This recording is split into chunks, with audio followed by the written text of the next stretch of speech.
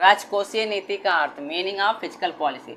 देखो राजकोषीय नीति क्या होता है, तो राजकोषीय नीति जो है सरकार के व्यय और सरकारी प्राप्तियों से संबंधित है। मतलब राजकोषीय नीति में सरकार के जो खर्चे होते हैं और सरकार की जो प्राप्तियां होती है, ठीक है, वही क्या कहलाती है, राजकोषीय नीति कहलाती है।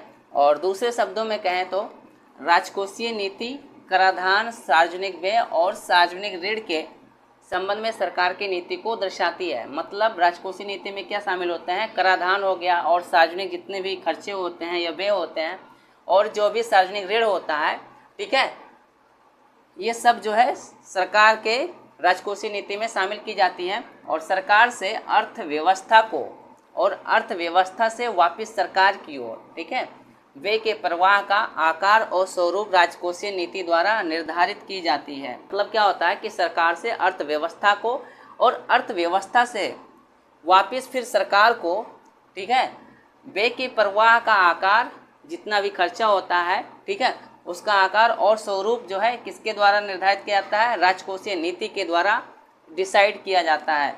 अन्य शब्दों में बात करें तो मौद्रिक नीति जो है आर्थिक विकास और मूल्य स्थिरता, मौद्रिक नीति हो गया, आर्थिक विकास हो गया और मूल्य स्थिरता के उद्देश्य को प्राप्त करने के लिए अर्थव्यवस्था में ऋण और धन के लिए मांग, ठीक, अर्थव्यवस्था में कितनी की ऋण की आवश्यकता है और धन के लिए क्या मांग या डिमांड है, और आपूर्ति के विनियमन से संबंधित क्या होती है, एक नीति होती है जिससे इन सभी को मैनेज किया जाता है। राजकोषीय नीति के उपकरण। देखो राजकोषीय नीति के उपकरण जो 3 प्रकार के होते हैं, पहला कराधान, दूसरा सार्वजनिक व्यय और तीसरा हो जाएगा सार्वजनिक ऋण।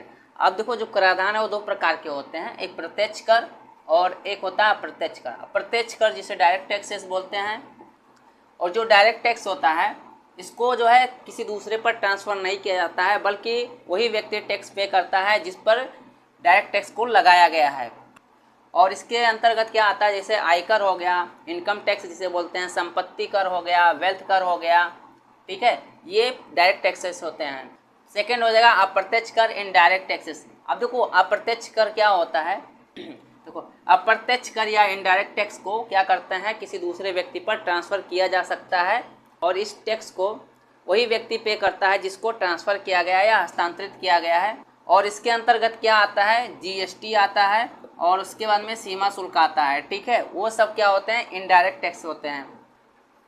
दूसरा हो जाएगा सार्वजनिक व्यय, पब्लिक एक्सपेंडिचर। देखो सार्वजनिक व्यय क्या होता है, विभिन्न विकास और गैर विकासशील मदों पर शासन के द्वारा जो व्यय किया जाता है उसे क्या कहते हैं, सार्वजनिक व्यय, पब्लिक एक्सपेंडिचर कहा जाता है। व्यय की प्रकृति के आधार पर सार्वजनिक व्यय को राजस्व व्यय और पूंजीगत व्यय में बांटा जा सकता है। तीसरा हो जाएगा सार्वजनिक ऋण, पब्लिक डेप्ट।